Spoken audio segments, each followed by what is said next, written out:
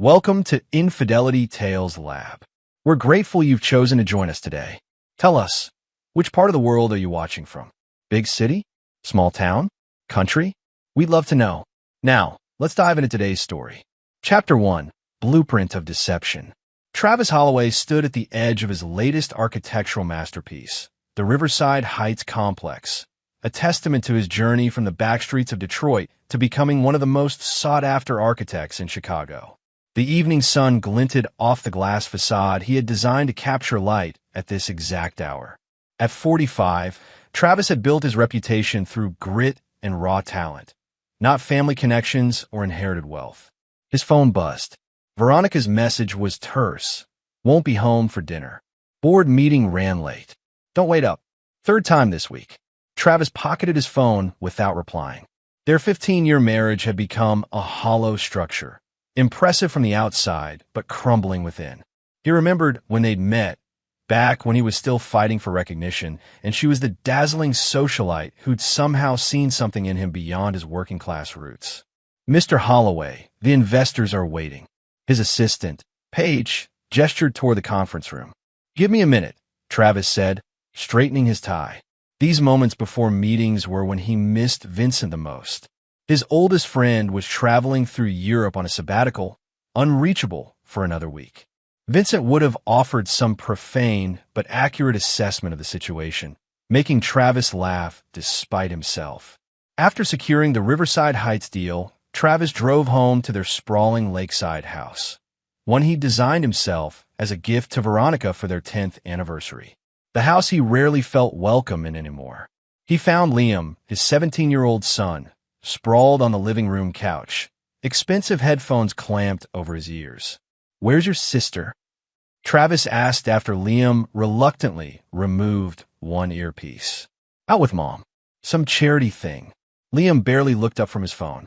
Travis nodded, recognizing another lie. The Chicago Children's Fund event wasn't until next week. He was on the donor list.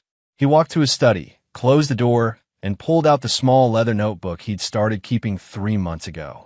In it, he meticulously documented every inconsistency, every lie, building a case like he would structure a building, layer by layer. His phone rang. The caller ID showed Naomi Sinclair, Veronica's best friend since college. "Travis," Naomi said, her voice hushed. "We need to talk. Not over the phone." "I'm listening," Travis replied, already knowing what she might say. "Tomorrow. Lakefront coffee. Noon." She hung up without waiting for confirmation.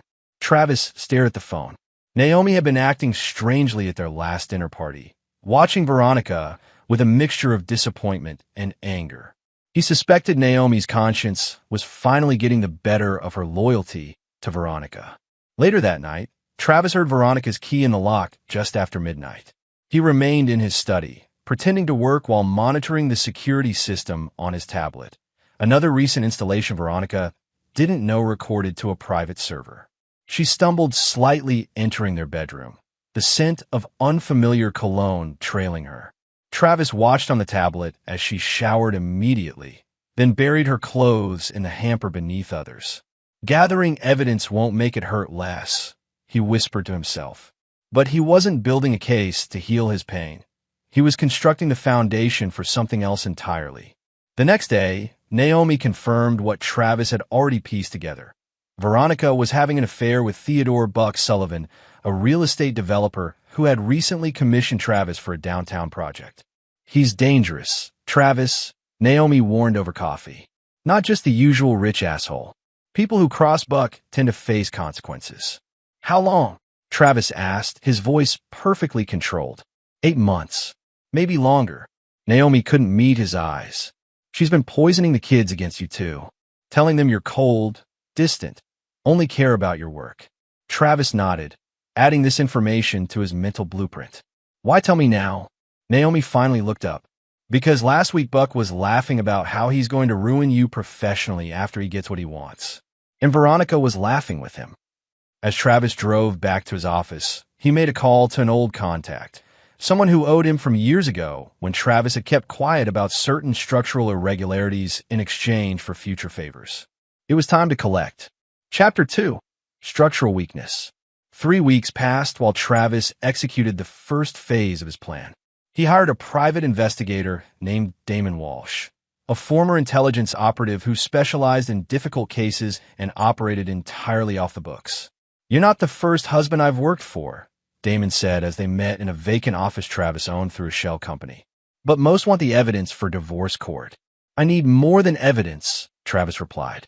"I need to understand their patterns, their plans, everything." Damon's findings exceeded expectations. Buck Sullivan wasn't just having an affair with Veronica. They were planning a future together that required Travis's complete professional destruction. Sullivan had systematically courted Travis's clients, beginning with subtle rumors about delays and budget overruns in Travis's projects. More disturbing were the conversations Damon recorded between Veronica and their children.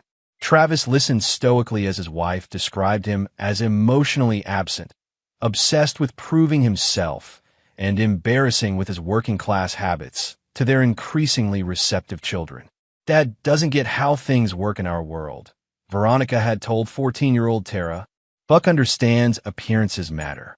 Only once did Travis betray emotion, when Damon played a recording of Veronica and Buck in bed together, laughing about the Riverside project. "He has no idea I've already convinced Westfield to drop him after the preliminary designs," Buck boasted. "He'll design it. I'll take the credit with my modifications, and by next year, he'll be begging for commercial renovations work." Travis closed the laptop. "That's enough." "There's more," Damon said. "They're planning to announce their relationship at the Sullivan Foundation Gala next month. She's already secured a post-divorce position on their board." Travis nodded. "What about Sullivan himself?" "I need leverage." "That's where it gets interesting." Damon slid across a folder. "Sullivan isn't just corrupt, he's careful. But even careful men make mistakes." Travis opened the folder to find documents detailing how Sullivan had been systematically stealing designs from architects, paying city inspectors to create problems for competing developers, and maintaining dangerous building practices to maximize profits. Most troublingly, he had connections to several local politicians who ensured his projects received preferential treatment. "He's untouchable through normal channels," Damon warned. The last architect who threatened to expose him was found with child pornography on his computer. Case later dismissed, but his career was over. Sullivan plays to win. "So do I," Travis replied, closing the folder. "But I need someone else. Someone Sullivan and Veronica would never connect to me." Damon hesitated. "I might know someone. A woman named Meredith Whitman, former federal prosecutor who now runs a private equity firm specializing in real estate, has a personal vendetta against Sullivan after he ruined her brother's construction company." "Make the introduction," Travis said, discreetly. That evening, Travis joined his family for dinner for the first time in weeks. He watched as Veronica performed the role of devoted wife, asking about his day with practiced interest while Liam and Tara barely acknowledged him. "I've been thinking," Travis said casually, "we should host Thanksgiving here this year. Invite the extended family." Veronica nearly dropped her fork. "Your side too?" "Travis, your Uncle Dale spent last Christmas talking about his time in prison." "Family is family," Travis insisted with unusual firmness. "Besides, I've been absent too long. Time to reconnect." The children exchanged glances, but Travis continued eating as if nothing were amiss. Let Veronica think she had broken him into seeking family connection. Every architect knew the importance of misdirection. Later that week, Travis met Meredith Whitman at her downtown office. She was striking in her early 50s, with steel gray hair and eyes that assessed him. "Damon explained your situation," she said without preamble. "Why should I help you?" "Because you want Sullivan ruined, and I can deliver him in a way that ensures he never recovers," Travis replied. "I don't want money or revenge. I want justice, complete and irreversible." Meredith's expression didn't change. "Sullivan destroyed my brother's reputation, his company, and ultimately his will to live. I've spent 5 years looking for a weakness and found nothing usable." "You didn't have access to his inner circle." Travis placed a small drive on her desk. "I designed his home, his office, and now he's sleeping with my wife. There's no better access than that." As Meredith reviewed the files, her composure finally cracked. "This is comprehensive. I'm thorough," Travis said simply. "But information alone isn't enough. I need your connections and resources." "What exactly are you proposing?" Travis leaned forward. "A complete deconstruction. Professional, personal, financial. I've already begun laying the groundwork." By the time Travis left Meredith's office 3 hours later, they had formed an alliance built on shared purpose. Phase 2 could begin, and with it, the careful dismantling of the life Buck Sullivan had built. Chapter 3: The Breaking Point. Thanksgiving arrived with bitter cold and early snow. Travis had spent the preceding weeks implementing his plan's initial stages. He maintained his normal routine, giving Veronica and the children no reason to suspect he knew anything. Meanwhile, Meredith had begun redirecting investments away from properties connected to Sullivan's developments, creating subtle market pressure that would only be noticeable to those paying close attention. The Holloway home buzzed with preparation. Travis had insisted on hosting both families, his working-class relatives from Detroit and Veronica's upper-crust connections from Lake Forest. The tension was palpable as caterers arranged everything to Veronica's exacting standards. "Your Uncle Morris just pulled up," Veronica hissed, watching from the window. "He's wearing a flannel shirt. To Thanksgiving dinner." Travis suppressed a smile. "He's comfortable with who he is." "Well, I'm not comfortable with my mother seeing this," Veronica snapped. "The Blackwells have hosted senators. Last year we had dinner with the governor. Yet here you are with the boy from Corktown," Travis remarked. "Funny how life works out." Veronica's face hardened. "Yes, funny." The dinner began cordially enough. Travis had seated himself at the head of the table, a position he rarely claimed in recent years. He watched as Veronica charmed his relatives while simultaneously exchanging knowing glances with her own family. The silent communication clear. These people are beneath us. Halfway through the main course, Travis excused himself to take a call from the office and slipped into his study. 3 minutes later, right on schedule, the doorbell rang. Travis heard Veronica answering, then a moment of confused silence. "Travis," Veronica called, her voice tight. "There's someone here for you." He returned to find Buck Sullivan standing in his foyer, holding a bottle of expensive bourbon and wearing an expression of calculated surprise. "Travis, didn't expect to find you home on holiday," Buck said with practiced joviality. "Thought you'd be working on the Madison Avenue revisions." Travis extended his hand with a smile. "Buck, what a surprise. We're just having Thanksgiving dinner. I should go," Buck began, but Travis interrupted. "Nonsense. Join us. There's plenty of food, and we should discuss those revisions you mentioned." The blood drained from Veronica's face as Travis led Buck to the dining room, introducing him to everyone as a client and close friend of Veronica's from the foundation. "Mr. Sullivan has taken a special interest in our family lately," Travis added, watching his wife's knuckles whiten around her wine glass. The meal continued with excruciating tensity. Travis noted how Liam practically fawned over Buck, asking about his car collection and summer home in the Hamptons. Tara, more reserved, watched the adults with calculating eyes that reminded Travis of himself at that age, missing nothing. When dessert was served, Travis stood to make a toast, something so out of character that the table fell silent in surprise. "Family is everything," he began, raising his glass. "Blood relatives and chosen family alike. The foundations we build determine what structures can stand upon them." He looked directly at Veronica. "Some structures look solid, but are compromised from within. It takes an expert to recognize the signs before collapse." Buck shifted uncomfortably while Travis's Uncle Dale, the ex-con, eyed him with sudden interest. "To foundations," Travis concluded, "may we all be aware of what we're really standing on." The atmosphere remained strained until Veronica's mother suggested they move to the living room for coffee. As the group migrated, Veronica pulled Travis aside. "What the hell are you doing?" she hissed. "Hosting Thanksgiving," Travis replied mildly. "Isn't that what you wanted?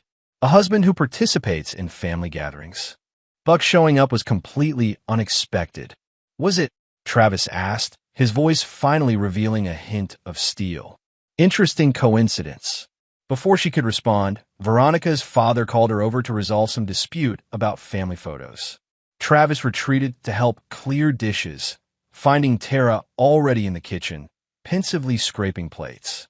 "You know, don't you?" she asked without looking up. Travis paused. "Know what?"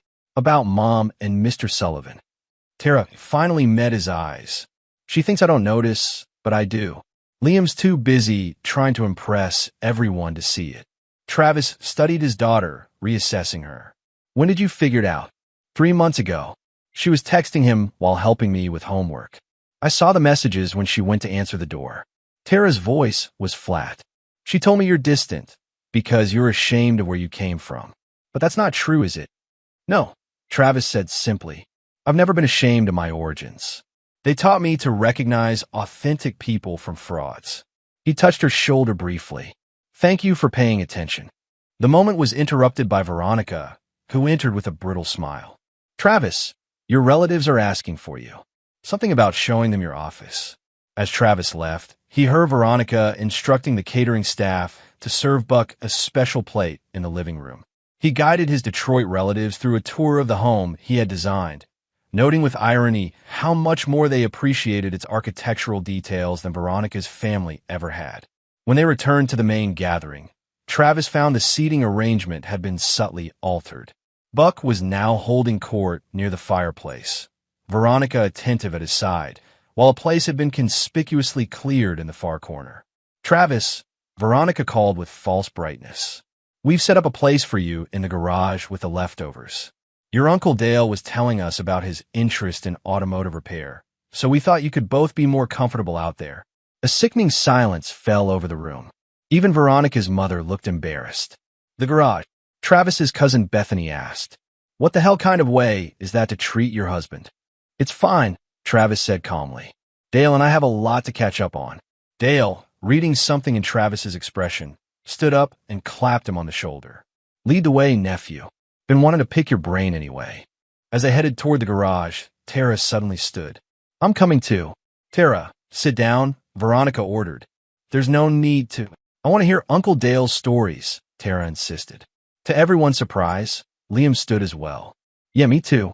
Travis felt a surge of unexpected emotion as his children followed him to the garage, where the catering staff had indeed set up a makeshift dining area among the tools and vehicles.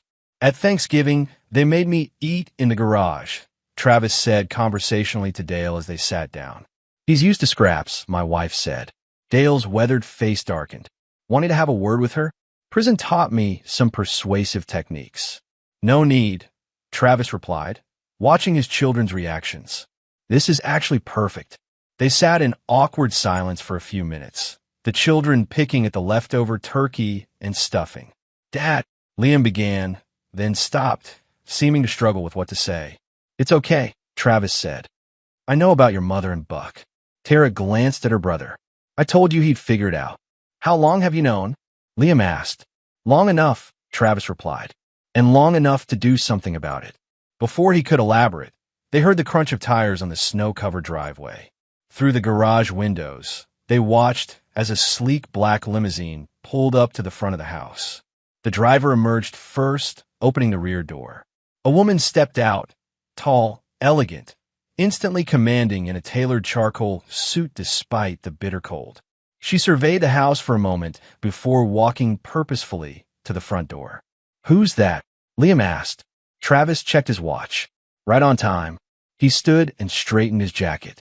"That's Meredith Whitman, and she's looking for the owner of this house." As they moved back toward the main house, they could hear the doorbell, followed by Veronica answering. From the hallway, Travis watched as Meredith introduced herself. "I'm looking for the owner of this house," she stated clearly, her voice carrying through the suddenly quiet gathering. Veronica's face tightened with territorial pride. "I'm Veronica Holloway. This is my home." Meredith's gaze swept over Veronica, then past her to where Buck sat frozen by the fireplace. "Actually," she said coolly, "I'm looking for Travis Holloway, the architect who designed this house, and who holds sole title to it." The blood drained from both Veronica and Buck's faces. "What is this about?" Buck demanded, standing. Meredith turned to him with a smile that didn't reach her eyes. Mr. Sullivan, how convenient. You've saved me another stop. She reached in her leather portfolio. I have some documents that Mr. Holloway and I need to discuss regarding the future of Riverside Heights and several other properties you're currently involved with. Travis stepped forward, feeling his children close behind him. I'm Travis Holloway, he said clearly. And yes, we have quite a lot to discuss. As Veronica and Buck exchanged panic glances, Travis gestured toward his study. Shall we begin? Chapter 4, Controlled Demolition. The study door closed with a soft click that somehow sounded final. Travis took his seat behind the custom mahogany desk. Another piece of his life he had designed and built himself. Meredith settled into the leather chair opposite him, while Buck remained standing, his body language oscillating between aggression and uncertainty. Veronica had attempted to follow them, but found herself firmly excluded. This is a business discussion, Travis had informed her with clinical detachment. Since you're neither an architect nor a developer, your presence isn't required. Now, in the wood-paneled sanctuary of his study, Travis observed Buck's mounting discomfort. What's this about Holloway? Buck demanded. If this is some kind of intimidation tactic. Please sit down, Mr. Sullivan, Meredith interrupted. What we're about to discuss affects approximately 60% of your current development portfolio. Buck reluctantly took a seat, his forced smile failing to mask his concern. I don't believe we've been properly introduced, Ms. Whitman. Meredith Whitman of Whitman Capital Partners. She laid her business card on the desk. Until recently, we were passive investors in several projects you've developed. As of last week, we've initiated a complete divestment. Travis watched as recognition dawned on Buck's face. Whitman Capital Partners controlled a significant investment fund specializing in high-end real estate development. Exactly the kind of projects Buck used to cement his reputation. There must be some misunderstanding, Buck began, his voice adopting the smooth, reassuring tone that had doubtless charmed countless investors. Our developments consistently outperform market projections. The financial returns aren't the issue, Travis interjected. It's the methods that concern Ms. Whitman and her associates. Perhaps we should speak privately, Ms. Whitman. Buck shot Travis a warning look. Without disgruntled employees present, Meredith raised an eyebrow. Mr. Holloway isn't an employee, Mr. Sullivan. He's my new partner. Buck's composure finally cracked. Partner? What the hell are you playing at, Travis? We're establishing a new architectural and development firm, Travis explained calmly, specializing in projects that have been compromised by, shall we say, unethical practices. You can't possibly. The Riverside Heights project will be our first acquisition, Meredith continued, as if Buck hadn't spoken. We've already secured commitments from the primary investors to transfer development rights once certain information comes to light. Travis opened a folder on his desk. We've documented 37 building code violations across your last 5 projects. Buck. Electrical systems that barely meet minimum standards, foundational shortcuts, material substitutions that wouldn't withstand serious inspection. He pushed a document forward. This amendment to the Riverside contract you had me sign, the clause hiding your intention to substitute structural steel quality after my inspection phase? Highly illegal. You're bluffing, Buck said, but sweat had appeared on his upper lip. Every developer makes adjustments post-design. It's industry standard. Endangering lives for profit isn't a standard I recognize, Travis replied. Nor does the Municipal Building Safety Commission. They're quite interested in reviewing these findings. Buck leaned forward, voice lowered to a threatening whisper. You know how this works, Travis? You come after me, I'll destroy you.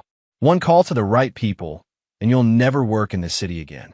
That would be concerning, Travis agreed, if I hadn't already recorded you making similar threats over the past few months. He tapped his computer screen, which displayed a sound wave visualization. Would you like to hear how you explained to my wife your plan to appropriate my designs while systematically undermining my professional reputation? The blood drained from Buck's face. You've been recording private conversations? That's illegal. In some contexts, yes, Meredith acknowledged.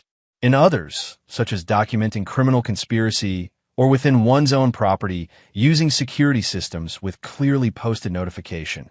Perfectly admissible. Travis gestured to the small security notice framed by the entry to his study.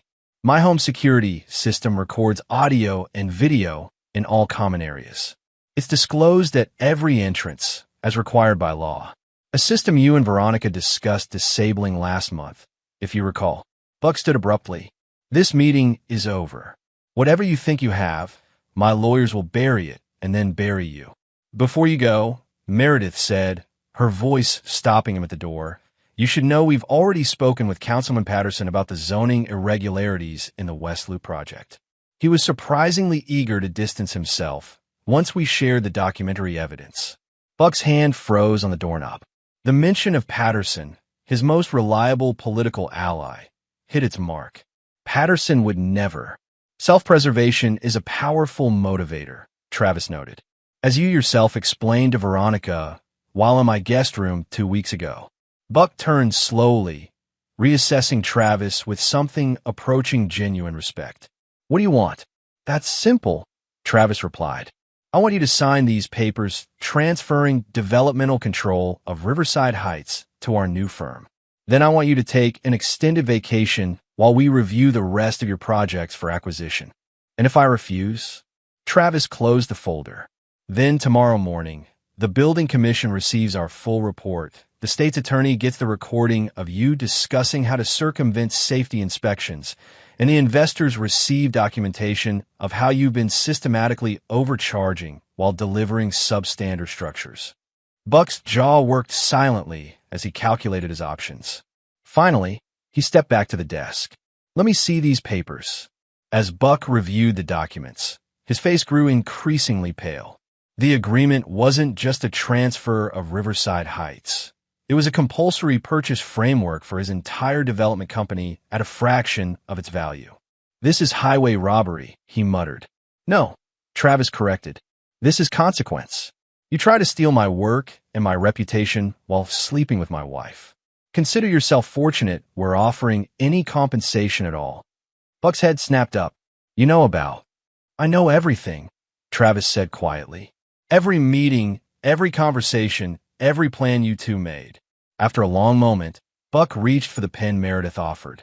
His signature was shaky but legible on each page. You've just made a powerful enemy. Holloway, he said as he finished. Travis smiled thinly. No, I've just neutralized one. There's a difference. After Buck stormed out, Meredith gathered the signed documents.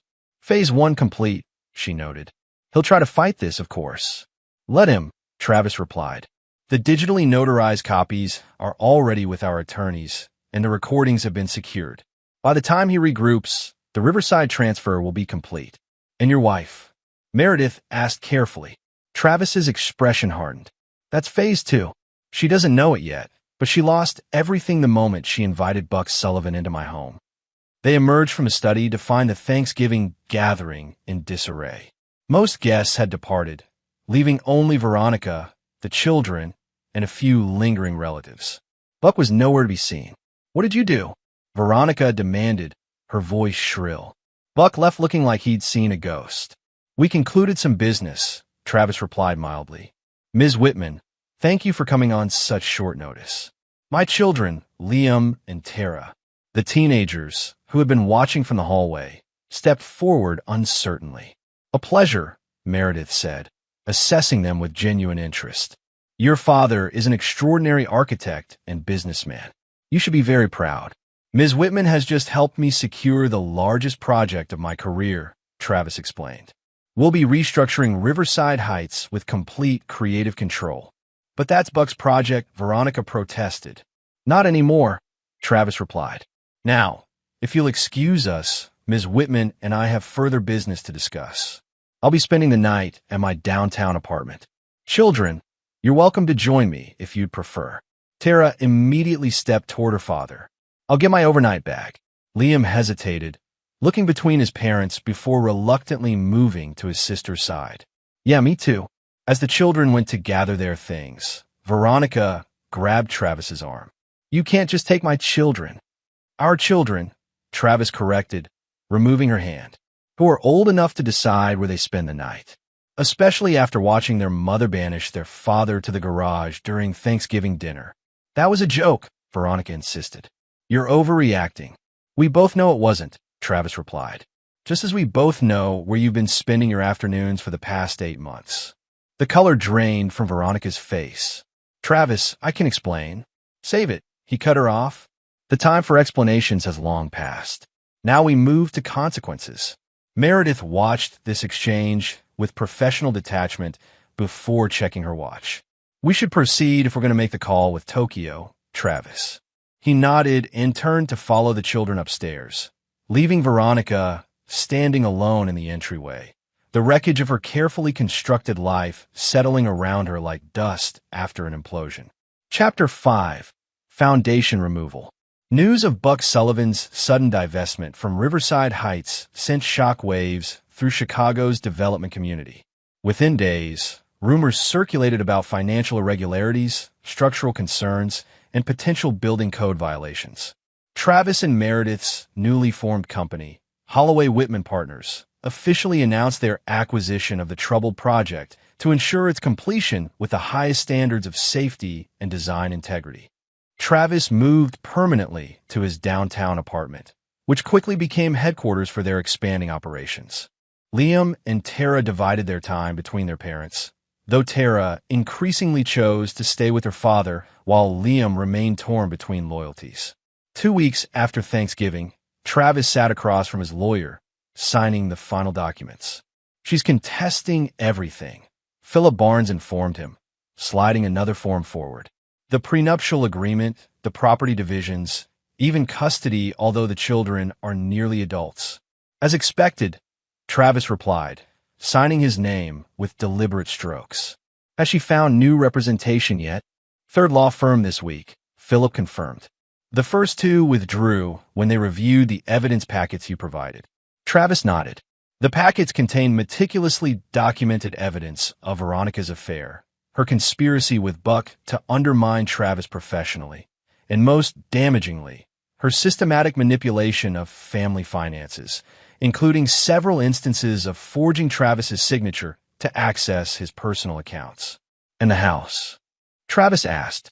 Given that you owned it prior to the marriage and maintained sole title, her claim is weak, especially considering the documentation showing she was planning to move out to live with Sullivan. Travis permitted himself a small smile.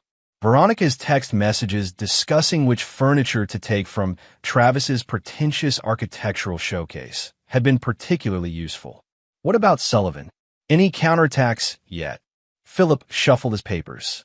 His attorneys sent a letter claiming duress during the signing of the transfer documents. Our response included audio excerpts from his discussions with Veronica about destroying your career. They've gone quiet since. They're regrouping, Travis noted.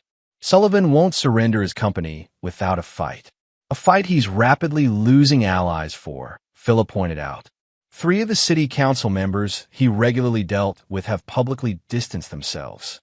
Something about an ethics investigation? Meredith's contribution, Travis explained. Her brother wasn't Sullivan's only victim.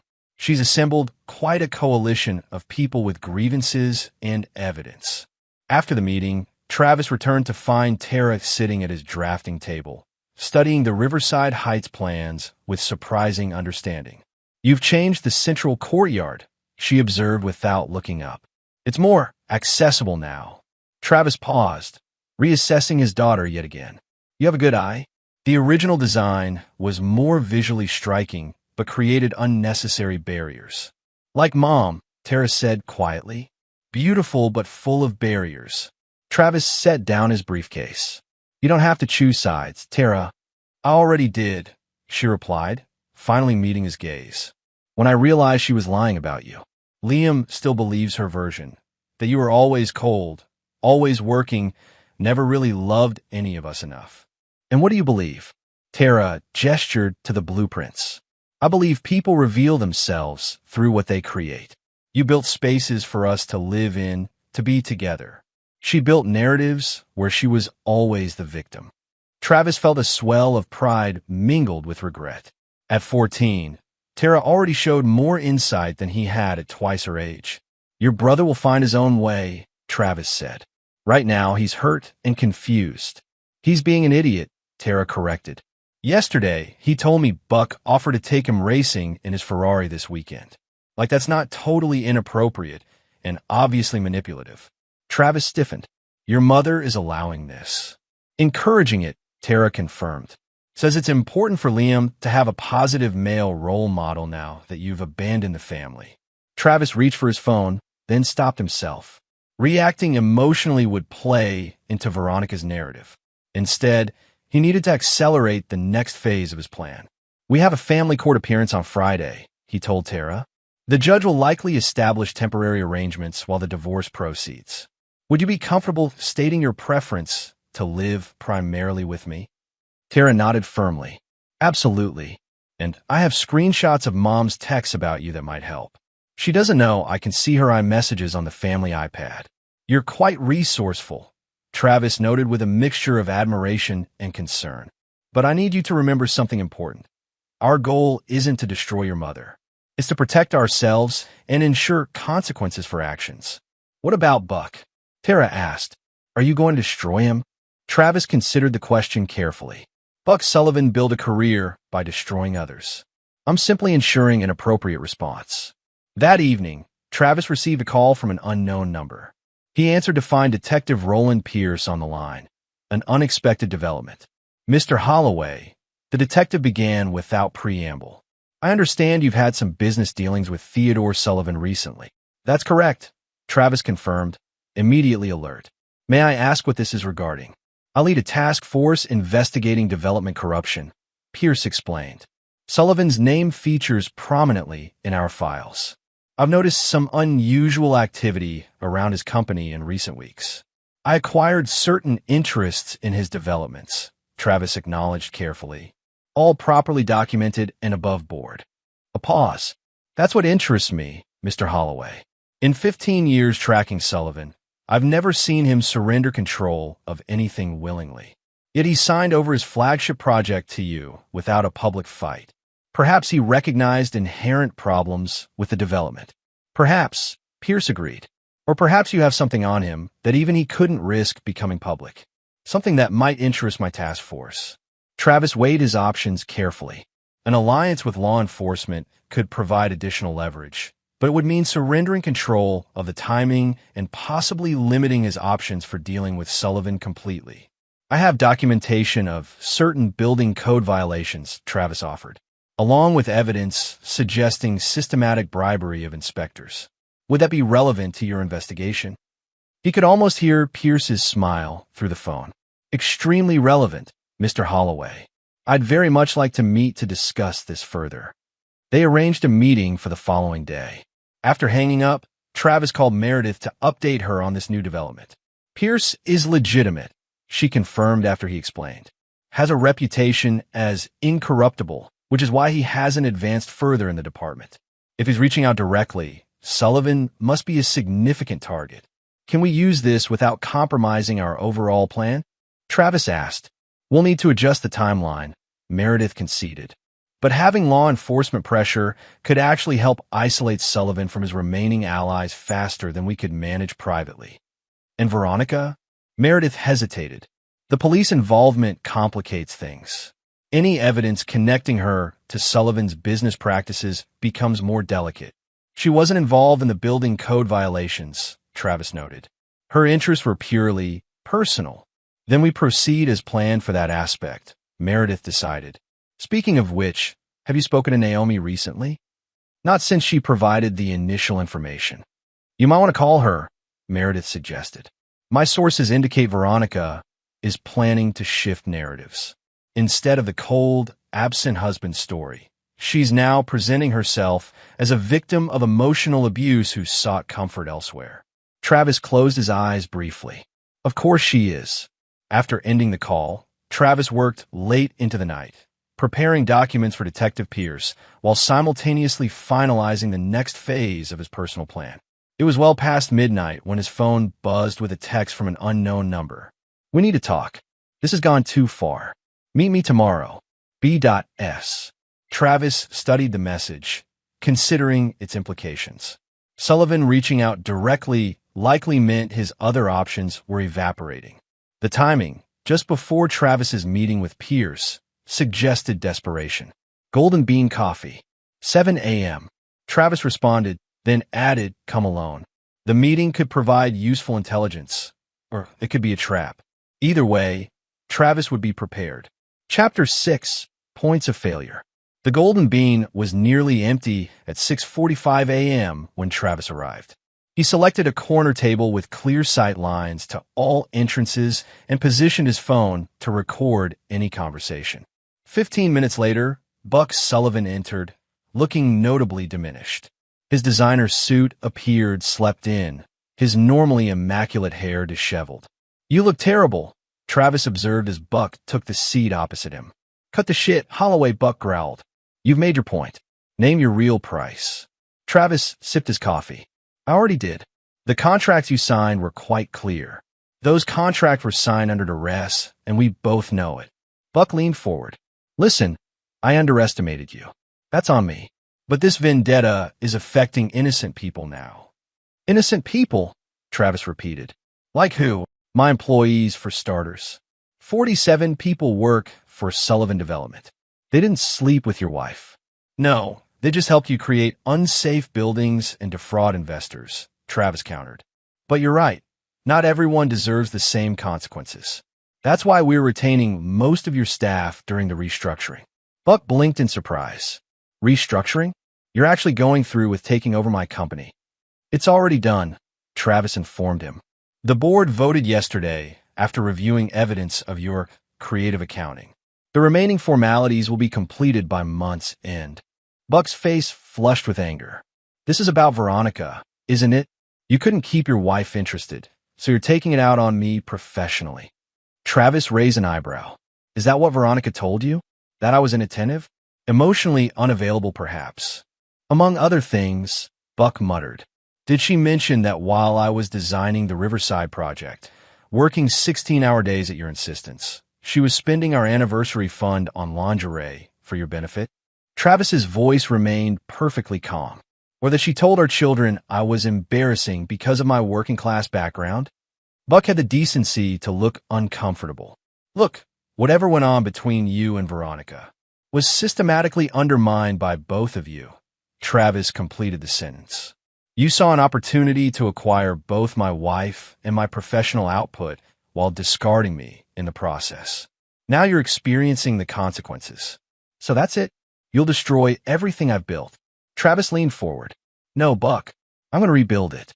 Properly, safely, and ethically.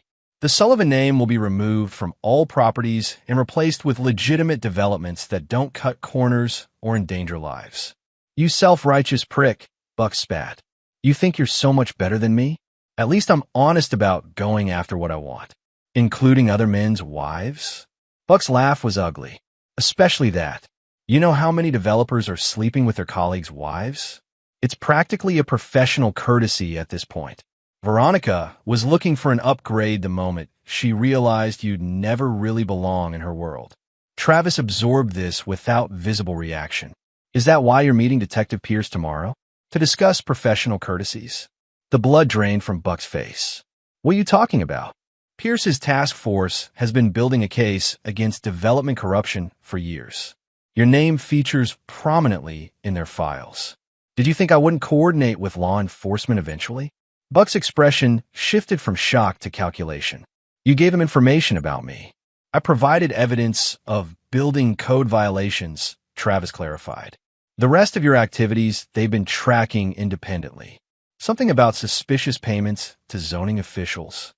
"You're bluffing," Buck insisted, but his voice lacked conviction.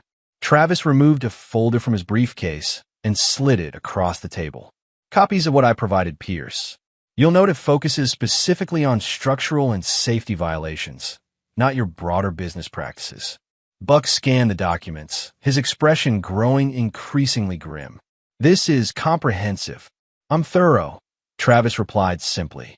"But you'll notice there's nothing there about your relationship with Veronica or your attempts to appropriate my designs. I've kept that separate." Buck looked up sharply. "What?" Because despite what you and Veronica believe, this isn't about petty revenge. It's about accountability. Travis reclaimed the folder. The building violations are a public safety matter that belonged with authorities. The rest is between us. Buck studied Travis with new wariness. What exactly do you want from me? Step down voluntarily from all remaining positions. Sign the transfer documents for your remaining properties. Make a public statement about pursuing new opportunities that necessitated these changes. Do that, and your personal life remains personal. And if I refuse? Travis stood, gathering his belongings. Then, in addition to the building code violations, Detective Pierce receives documentation of certain offshore transactions that might interest the Financial Crimes Division, along with records of your meetings with Councilman Patterson regarding zoning adjustments. Buck's face hardened into resignation. You really do have everything, don't you? Not everything, Travis replied quietly. But enough. After leaving Buck to contemplate his rapidly diminishing options, Travis headed directly to the courthouse for the family court hearing. He arrived to find Philip already waiting, accompanied by a grim-faced Tara. Mom brought Buck, she informed him, and she's wearing waterproof mascara. Travis squeezed his daughter's shoulder supportively. Ready for this? Tara nodded firmly. I brought the screenshots and diary entries like Philip suggested, plus the recording of her telling Liam that you only married her for social connections. Inside the courtroom, Veronica sat with her newest attorney, a sharp-featured woman with a reputation for aggressive divorce litigation. Buck sat directly behind them, his presence a calculated statement. Liam occupied the seat beside his mother, studiously avoiding eye contact with Travis or his sister. Judge Marion Wilkins, a veteran of family court with a no-nonsense reputation, called the hearing to order promptly. After initial statements from both attorneys, she addressed the issue of temporary custody and visitation.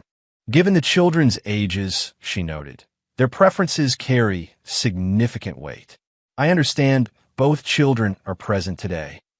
What followed was precisely the performance Travis had anticipated. Veronica presented herself as a devoted mother whose marriage had deteriorated due to Travis's emotional distance and workaholic tendencies. She described seeking emotional support, notably avoiding the word affair, only after years of neglect. When questioned directly, Liam reluctantly supported his mother's narrative, though his discomfort was evident. Dad was always working, he mumbled. Mom was the one who was actually there for us. Judge Wilkins then turned to Tara, who sat straight-backed and composed. And you, young lady, what's your perspective on these arrangements? My father has always been present in meaningful ways, Tara stated clearly. He designed spaces in our home specifically for family activities. He attended every school event when not traveling for work. He taught me architecture principles when I showed interest. She paused, then added, my mother told different stories depending on her audience. To her friends, my father was her brilliant husband. To us, he was distant and difficult.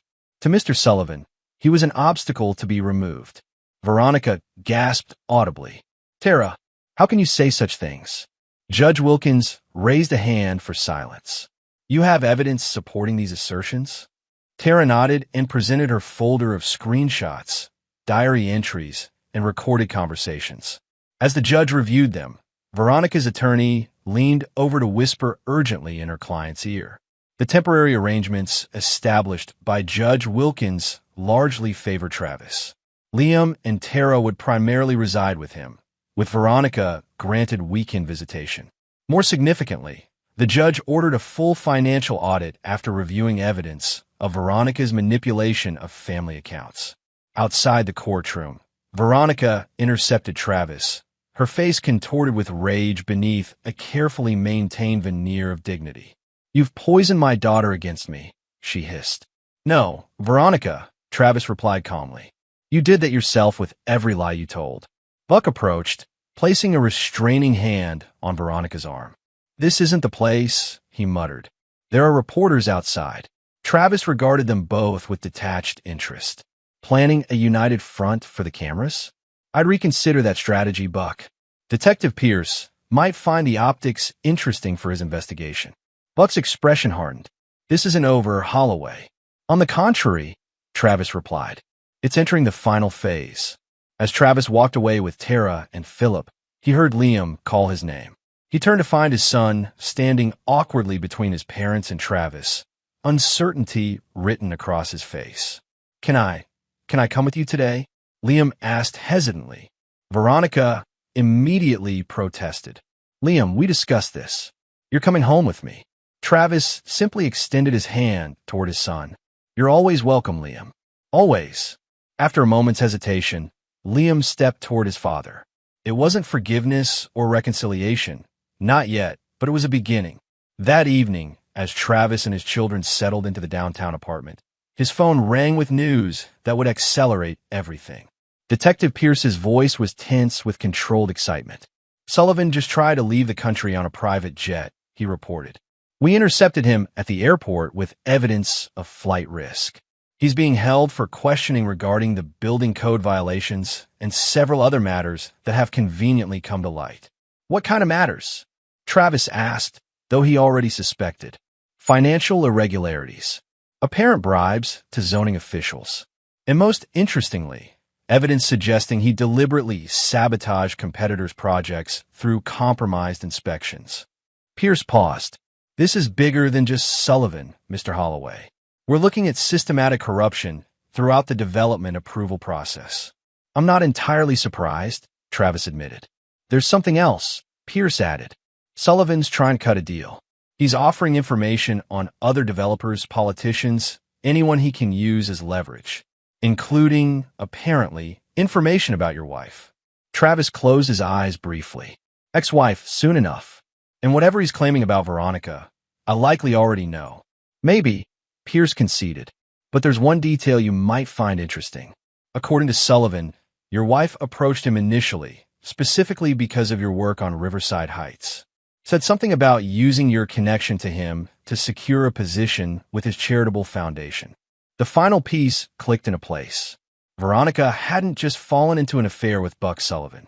She had deliberately targeted him as Travis's most prominent client, positioning herself to transition smoothly to a new life once Travis had been professionally compromised. Thank you for that information, Detective, Travis said after a moment. It confirms certain suspicions. After ending the call, Travis sat silently at his drafting table, contemplating the structure of what was to come. The foundation had been removed. The support beams were compromised. All that remained was the controlled collapse of what had once been his marriage and Veronica's carefully constructed social position. Travis began preparing the final phase of his plan. Chapter 7. Excavation. The Sullivan Foundation Winter Gala had been Chicago's premier social event for over a decade, a carefully orchestrated display of wealth, influence, and philanthropic virtue signaling.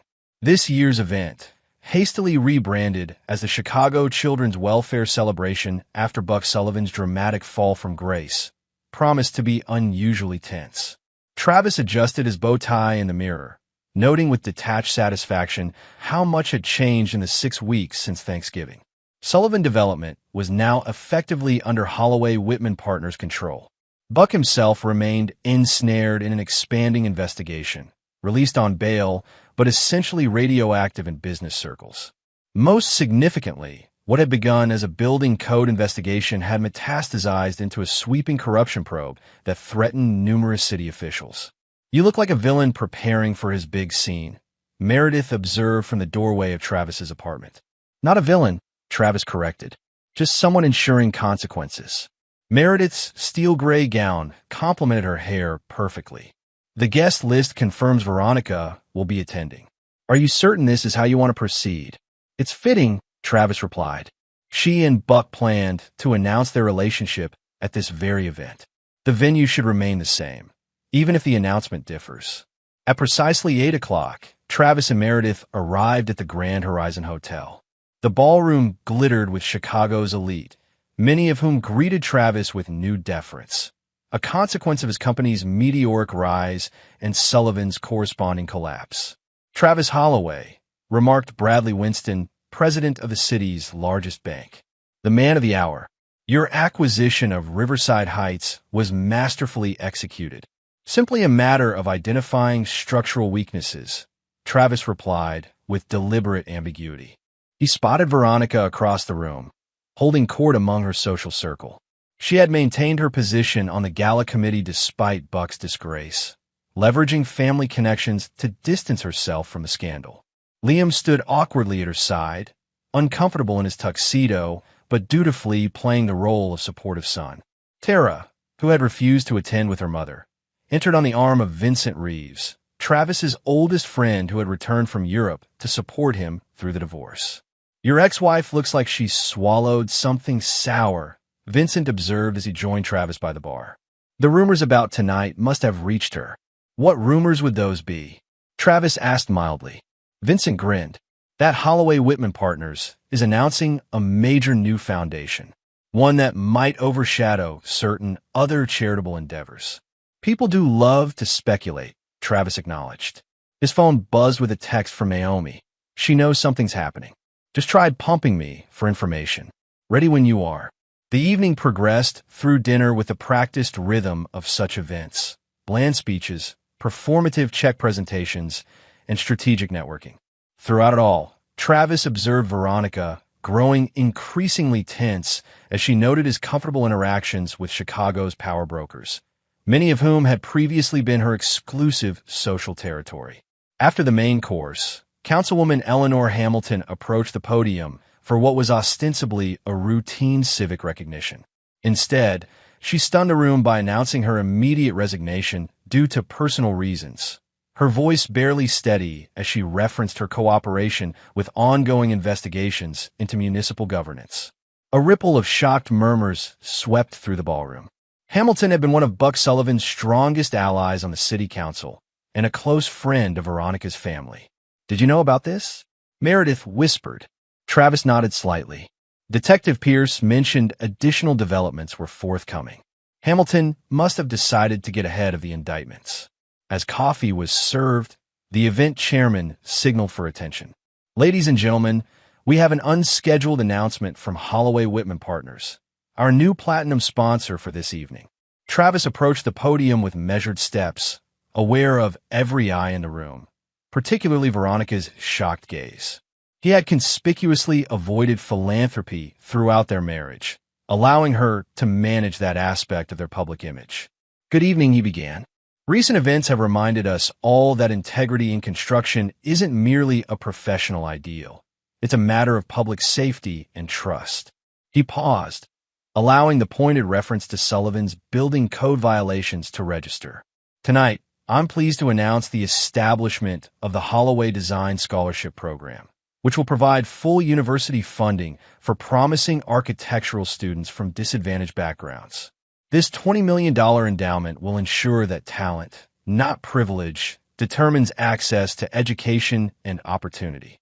The applause was enthusiastic, particularly from those who recognized the implicit contrast with Sullivan's more self-aggrandizing charity work. Travis continued, his voice steady.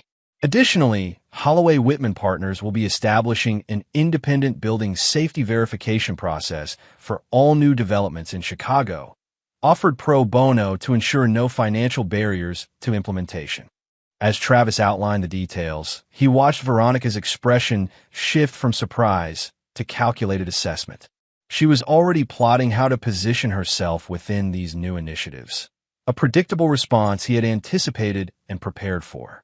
After concluding his announcement to considerable acclaim, Travis navigated through congratulatory conversations until he reached Naomi, who stood strategically near Veronica's table.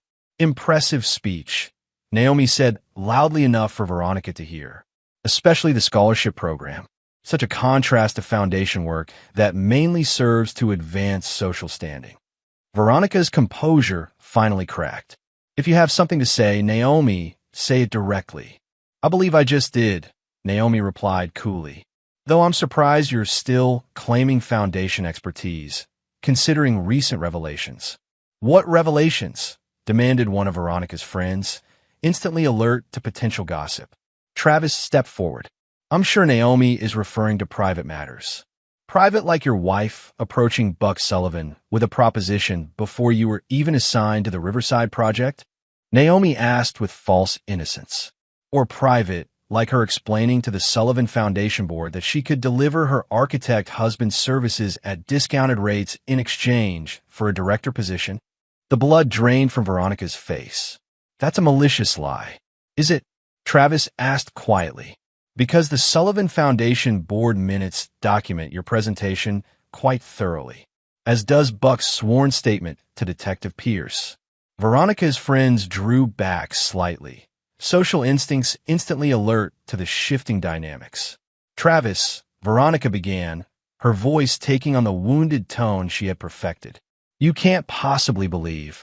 What I believe is immaterial, Travis interrupted. The documentation exists. Your initial approach to Sullivan predated our marriage difficulties by nearly a year. You didn't fall into an affair because I was distant. You orchestrated a professional connection with the specific intent of securing your next position. The silence that fell over their immediate vicinity was deafening. In social circles where appearances were paramount, the calculation behind Veronica's actions was far more damning than the affair itself. Mom, Liam's voice was small and confused. Is that true? Veronica turned to her son, desperation creeping into her expression. Liam, you know your father's just bitter about. The board minutes, Liam interrupted. Are they real? They're real, Naomi confirmed. I accessed them when I began suspecting something wasn't right. Dated 14 months ago, when you were still telling everyone what a genius your husband was. Veronica's social mask crumbled entirely. You had no right to access private foundation documents. As a board member, I had every right, Naomi countered. Unlike you, who was denied a position due to ethical concerns, which I now realize referred to your targeting of your husband's professional connection to Sullivan. More guests had subtly gathered around their conversation, drawn by the unmistakable scent of social blood in the water. Veronica, with the instincts of a lifetime socialite, recognized the catastrophic collapse of her position. This is hardly the venue for such discussions, she attempted, reaching for dignity. Interesting, Travis noted. That's precisely what Buck said at the courthouse. Yet you both selected this very event to announce your relationship originally, before certain complications arose. The final blow came from an unexpected quarter. Mrs. Abernathy, the elderly doyen of Chicago society whose approval Veronica had courted for years, spoke up from nearby. I must say, Veronica, this lacks a certain grace. Calculated affairs are one thing. We're all adults here. But leveraging one's husband professionally while simultaneously undermining him, it suggests a troubling character. The social execution was swift and merciless. Within minutes, Veronica found herself subtly isolated, her usual allies making excuses to circulate elsewhere. Liam, shocked and confused, stood apart from both parents, processing this new understanding of his mother's actions. Travis approached his son, speaking quietly. You don't have to choose sides tonight, Liam. Take time to think. Liam looked up, his expression pained. All this time, she said you were the one who changed, that your success made you cold. People often project their own failings onto others, Travis observed, your mother included. As Veronica attempted to salvage her dignity by gathering her things to leave, Travis felt a surprising absence of triumph. The orchestrated social destruction of his wife had been meticulously planned and perfectly executed, yet the victory felt hollow compared to the pain evident in his son's eyes. Meredith joined him as Veronica made her exit, followed by a few remaining loyalists. Perfectly executed, she murmured. Though I note you didn't reveal everything. Some consequences are best delivered privately, Travis replied, watching as Naomi discreetly handed envelopes to several influential board members, containing evidence of Veronica's attempts to divert charitable funds for personal use, another discovery from Damon's thorough investigation. By morning, Veronica Holloway would be quietly removed from every charitable board and social committee she had spent years cultivating. Her carefully constructed identity as a philanthropic force would be systematically dismantled, not through public scandal, but through the more devastating mechanism of private consensus among Chicago's elite. As the gala wound down, Travis collected Tara and prepared to leave. Liam approached tentatively. "Can I come home with you tonight?" he asked, echoing his question from the courthouse weeks earlier. "Of course," Travis replied. "Your room is always ready." The three Holloways departed together, leaving behind the wreckage of Veronica's social standing, a demolition as precise and controlled as any Travis had ever designed. Chapter 8: Reinforcement. 3 months after the gala, Travis sat in Judge Wilkins' courtroom for the final divorce hearing. The proceedings had accelerated dramatically following Buck Sullivan's plea agreement with the district attorney's office, which had included sworn testimony about Veronica's premeditated approach to Sullivan and her active participation in plans to undermine Travis professionally. The financial audit had uncovered Veronica's systematic misappropriation of funds from joint accounts, including several instances of forged signatures. Combined with the ironclad prenuptial agreement Travis had insisted upon, a document Veronica had signed willingly, believing she would never need to contest it, the outcome was never in serious doubt. The court finds the prenuptial agreement valid and enforceable, Judge Wilkins announced. Additionally, given the documented financial improprieties, Mrs. Holloway's claims to additional assets are denied. Veronica sat stiffly beside her newest attorney, her expression frozen in dignified outrage. The past months had seen her social and financial position erode with stunning speed. Removed from charitable boards, excluded from social events, and now facing the loss of the financial security she had taken for granted. Regarding the family residence, the judge continued, as Mr. Holloway maintained sole title and the property was specifically excluded in the prenuptial agreement. Ownership remains with him exclusively. Mrs. Holloway is granted 30 days to remove her personal belongings. Travis listened impassively. The house meant nothing to him now. He had already engaged an architect to design a new home for himself and the children, incorporating elements they had collectively selected. He planned to sell the existing property once Veronica vacated. Finally, regarding custody of the minor children, Judge Wilkins reviewed her notes.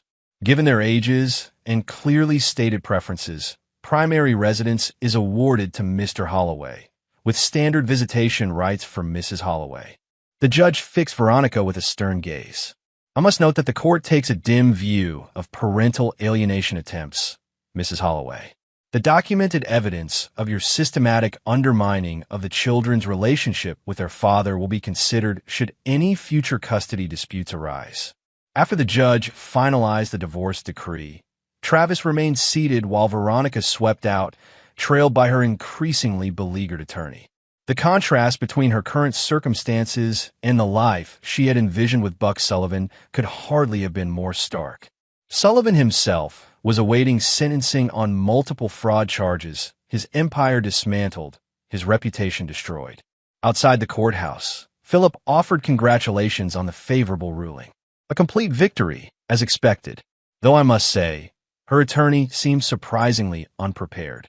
Her fourth in as many months, Travis noted. The previous 3 withdrew after reviewing the evidence. This one took the case last week out of desperation. "What now?" Philip asked.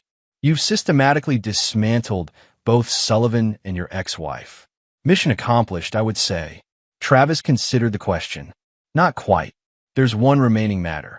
That evening, Travis invited Liam and Tara to the downtown apartment for dinner. Over the past months, their relationship had gradually strengthened, though Liam still maintained some contact with Veronica despite her increasingly desperate attempts to regain his unquestioning loyalty. "The divorce is final," Travis informed them as they gathered in the living room afterward. "I want to discuss next steps with both of you." Tara, now 15, had blossomed during these months, her natural intelligence finding expression in a growing interest in design. "Does this mean we're selling the house?" she asked. "Yes," Travis confirmed. "I've commissioned a new home design based on elements we've all discussed. Construction begins next month on the lakefront property." Liam, less comfortable with direct conversation, examined the preliminary sketches Travis had laid out. "These look really thoughtful," he admitted. "The music studio especially. You mentioned wanting space for your band. Travis explained. I took that seriously. A moment of awkward silence fell before Liam spoke again. Dad, I need to ask something. Are you ever going to forgive Mom? Travis studied his son's face, recognizing the complex emotions beneath the question. Forgiveness isn't really the issue, Liam. Your mother made calculated decisions that hurt this family. She's experiencing the natural consequences of those choices. But she's suffering, Liam insisted. She called me crying yesterday because her credit cards were declined. All her friends have abandoned her. Those aren't friends, Tara interjected. They're social climbers who followed her when it was advantageous and dropped her when it wasn't. She's still our mother, Liam argued. Travis leaned forward. Liam, listen carefully. Your mother isn't destitute. The divorce settlement included a reasonable cash payment and ongoing support. If she's experiencing financial difficulties, it's because she's continuing to live beyond sustainable means. But nothing, Travis said firmly. I haven't pursued criminal charges for the forged signatures or financial misappropriation. I haven't publicly exposed her manipulation of charitable funds. Those were choices I made to minimize impact on you and your sister. But I won't artificially support the lifestyle she built while planning my professional destruction. Liam fell silent, absorbing this. And Buck, he finally asked. Mom says you're the reason he's facing prison time. Buck Sullivan is facing prison because he consistently violated building codes, creating unsafe structures for profit, Travis corrected. He additionally engaged in bribery, fraud, and witness intimidation. Those are his actions, not mine. Tara touched her brother's arm. Liam, I know you liked him, but he was using you to hurt Dad. Those offers to take you racing in his Ferrari? Always time when Dad had important meetings, forcing him to choose between his work and stopping you from being with someone dangerous. Liam's expression suggested this perspective hadn't occurred to him. I didn't realize. Manipulation rarely announces itself, Travis observed. That's what makes it effective. The conversation shifted to more immediate concerns, school, activities, plans for the summer. As the evening concluded, Travis presented each child with a small box. What's this? Tara asked, opening hers to reveal a polished brass key. Keys to the apartment, Travis explained. I've established separate living trusts for each of you, with this property as the primary asset. Regardless of what happens in the future, you'll always have a secure home. Liam stared at his key with uncharacteristic emotion. You're giving us the apartment? But it's your home. I'm building a new home, Travis reminded him. This ensures you both have independence and security that can't be compromised by anyone, including me. It was the reassurance Liam needed most, proof that Travis's actions weren't about control or manipulation, but about creating genuine security for his children. For the first time since the divorce began, Liam initiated a hug with his father. Thank you, he said simply.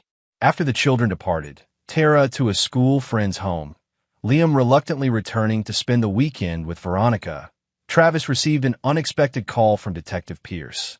Sullivan's sentencing is next week, Pierce informed him. His attorney is making a last-ditch effort to reduce his prison time.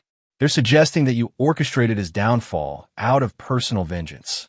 An interesting theory, Travis responded neutrally. Though it doesn't explain the building code violations documented years before I became involved. No, Pierce agreed. But I thought you should know they're trying to drag your ex-wife into it, claiming she was somehow coerced or manipulated into her relationship with Sullivan. Travis almost laughed. That contradicts Sullivan's own sworn testimony about Veronica approaching him first. Desperate men try desperate strategies, Pierce noted. In any case, the DA isn't concerned. The evidence is overwhelming regardless of motivation. After ending the call, Travis poured himself a rare glass of whiskey and stood at the window overlooking the city he had helped shape through his architecture. The systematic dismantling of Buck Sullivan and Veronica had unfolded exactly as designed, each element failing precisely when and how Travis had intended. Yet the victory brought less satisfaction than he had anticipated. Not because he regretted his actions. Travis Holloway was not a man given to regret, but because the process had revealed how hollow their betrayal had been from the start. Sullivan, for all his apparent power, had built his empire on fraudulent practices and bribery. Veronica had constructed her social identity through calculated performance rather than genuine connection. Neither had been worthy opponents. Neither had truly understood what they were dismantling when they targeted Travis's life and work. His phone buzzed with a text from Meredith. Sullivan's lawyer reached out, offering information in exchange for support at sentencing. Interesting? Travis considered briefly before responding. No deals. Let the process complete as designed. Some structures, once revealed as fundamentally compromised, couldn't be salvaged. They could only be demolished completely to make way for something new. Chapter 9. New Construction. 2 years after the Thanksgiving that had marked the beginning of the end, Travis stood on the terrace of his newly completed lakefront home. The structure embodied his architectural philosophy. Clean lines harmonizing with natural surroundings, spaces designed for both community and reflection, technological innovation serving human needs rather than dominating them. "It's really something, Dad," Terrace said, joining him at the railing. Now 17, she had grown into a poised young woman with a promising future in architectural design. "I can see elements from your early work, but it's also completely new." "That's the point of evolution," Travis replied. "Incorporate what works while discarding what doesn't." The house was hosting its first major gathering, a combination housewarming and celebration of Holloway Whitman Partners' completion of the reimagined Riverside Heights, now recognized as the most innovative mixed-use development in the city. The project had won national awards for both design excellence and safety innovations. Inside, the spacious main room buzzed with conversation as Chicago's business and creative leaders mingled with Travis's oldest friends from Detroit. Vincent Reeves was entertaining a group with stories from their college days, while Meredith Whitman discussed expansion plans with potential investors. Notable by their absence were Buck Sullivan and Veronica. Sullivan was serving the second year of a 7-year sentence for fraud, bribery, and building code violations. His cooperation with authorities had implicated several city officials, leading to a sweeping anti-corruption initiative that had transformed Chicago's development approval process. Veronica had relocated to Phoenix after exhausting her financial resources and social connections in Chicago. Her occasional attempts to re-establish contact with the children had gradually decreased as both Liam and Tara set clear boundaries on their relationship with her. Liam's flight landed, Tara reported, checking her phone. He should be here in about an hour. Now in his first year at Berklee College of Music, Liam had gradually reconciled with his father, though the process had been neither quick nor easy. Their relationship had required careful rebuilding, with Travis respecting Liam's need for independence while consistently demonstrating reliability. "Good," Travis said. "I've been looking forward to hearing about his composition project." As twilight settled over the lake, Detective Pierce, now Captain Pierce following his promotion to head the expanded anti-corruption task force, approached Travis with a handshake. "Quite a transformation from 2 years ago," Pierce observed, "both professionally and personally." "Necessary reconstruction," Travis replied. "Sometimes systems need complete rebuilding rather than superficial repairs." Pierce nodded thoughtfully. Sullivan's attorney filed another appeal last week, still trying to reduce his sentence by claiming he was somehow the victim in all this. "Some people never accept responsibility," Travis noted without particular rancor. "How's the wider investigation progressing?" 3 more indictments coming next month," Pierce confirmed. "The evidence trail Sullivan provided open doors we'd been trying to access for years. Though I suspect you already knew the potential implications when you first approached me." Travis merely smiled. "I had some architectural insights into structural weaknesses." As guests began gathering for dinner, Travis observed the community he had carefully constructed to replace what had been lost. Not merely professional connections or social alliances, but genuine relationships built on mutual respect and shared values. Meredith joined him as he surveyed the gathering. "Reflecting on your handiwork?" she asked. "Appreciating the contrast," Travis clarified. 2 years ago, I sat in a garage while my wife entertained her lover in my home.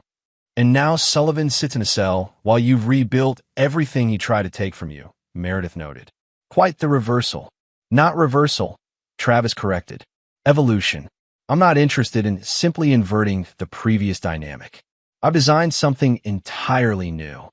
The doorbell announced Liam's arrival. Travis greeted his son with genuine warmth, noting the increasing confidence in his bearing and the absence of the defensive posture that had characterized him during the divorce. The house is amazing, Dad, Liam said after receiving the grand tour, especially the studio space. I brought some of my new compositions to try out on the equipment. I'm looking forward to hearing them, Travis replied. Everything is set up as you specified. As dinner was served in the expansive dining room overlooking the illuminated Chicago skyline, Vincent proposed toast. To Travis Holloway, he announced, raising his glass. A man who builds structures that last, in architecture and in life. The guests applauded appreciatively, unaware of the precise significance of the toast to those who had witnessed the systematic dismantling and rebuilding of Travis's life. Later that evening, as the gathering wound down, Liam approached his father with uncharacteristic hesitation. I got an email from Mom yesterday, he said quietly. She wants to come visit during spring break. Says she's changed.